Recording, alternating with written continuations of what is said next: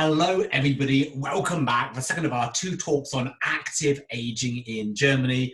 I'm recording these videos for my friends in Akdeniz University in Turkey. Yeah, once again I'd like to start the presentation with an image. What do you think of this image here?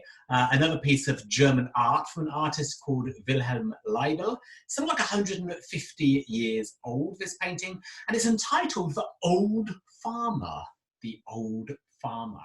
What do you think of this image? Does it describe active aging? Is there anything perplexing about it? There you are, some questions to natter about with your partner, your telephone partner. Have a think about that. Press pause here. What did you come up with? I'm quite intrigued by this image. I asked for the last question, is there anything perplexing about it? Because for me, I think there is. This is a portrait of an older farmer. If you see a real working person and you look at their hands, you can see the work they've done in their life on their hands. It's not quite so clear with this lady. I'm asking myself, is this really an old farming lady? Or is this a lady from a more privileged social class who's simply posing as a model in this image? I'm strangely skeptical.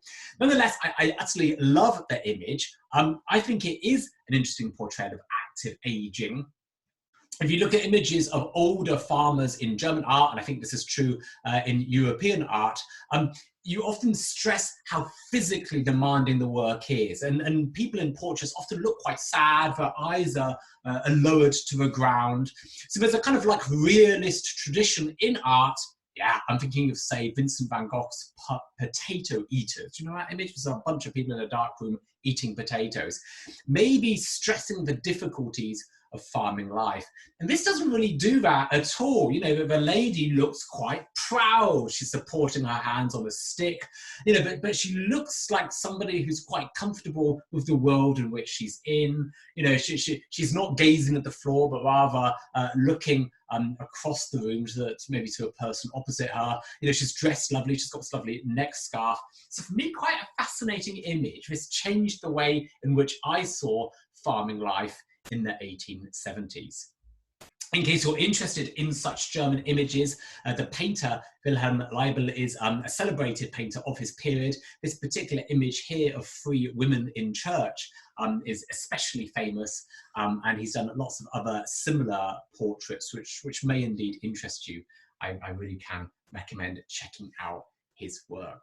Lovely. Let's move on though now, or move back, so to say, to where we ended in our last presentation. In our last presentation, I was outlining these services in Germany which deliberately support active aging. They're really designed to support active aging. And I noted there's a kind of like a preamble text outlining the objectives of the services, and then the services come one by one. Okay, so Germany has a set of concrete open access services to support active aging, and we've got 6 concrete services listed explicitly by the legislator. I invited you to consider what kind of services are you expecting to see on this list. Hey, let's jump straight into it. Here they are. Number 1, this is a very nice, very German way to start: services promoting activity, or services promoting social commitment, with which the legislator means volunteering. Isn't that nice? So there's an idea out there in Germany, you're an older person, you may not be working to earn money, but you're going to be working in some sense. You're going to be volunteering, you're going to be doing things for other people in the community. So it's a nice formal way of regulating that which is happening anyway. Services promoting volunteering.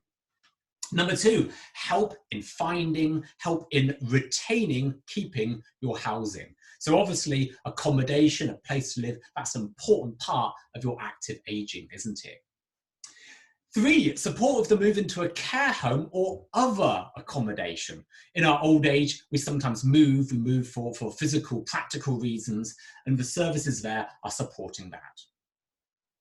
Number 4, advice on all questions regarding services for older people. This is quite nice. It's, you know, quite a vague point here, but the idea is advice services, information services. If you're an older person, you should feel that you have the information at your fingertips. And here you are, you know, you have this service locally. 5, this is nice, support visiting events or facilities for socializing, for entertainment, education or culture. Isn't that lovely? For me, that really describes aging actively in a rich cultural context today. Isn't that lovely? Socializing, entertainment, education or culture. 6, support to help older people keep contact with those close to them. So again, the legislator here is acknowledging the risk of isolation, of social isolation as we get older. So this is a nice way in which the legislator is thinking about that and actively supporting us keep in contact with those people in our social circle. So I've outlined these 6 services to you. Be critical. A country of the resources of Germany could even offer a larger range of services. We could make that list of 6 longer if we wanted to. What services do you feel are missing here? Once again, discuss with your partner and have a pause. And pause here.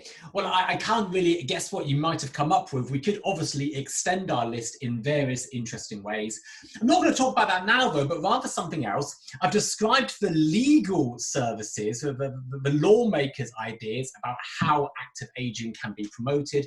I want to spend the last part of this presentation just giving you 2 concrete examples of agencies that I first got to know in Germany. Now, I'm guessing these agencies are elsewhere. But as a Brit coming to Germany, I was seeing these concepts, these 2 particular concepts, and I thought, wow, that sounds kind of interesting. Wasn't quite sure how to translate the titles of these agencies into my mother tongue. So let me introduce them to you now. The first one I want to give you as an example of good German practice, Seniorenbüros.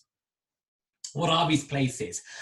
They're local information centres, local meeting centres, counselling centres and also referral centres. When I say referral, the workers there can help put you in contact with other agencies or other services. So places, physical places with different functions, a kind of information function, a meeting function, a counselling function, and the ability to be referred to another service.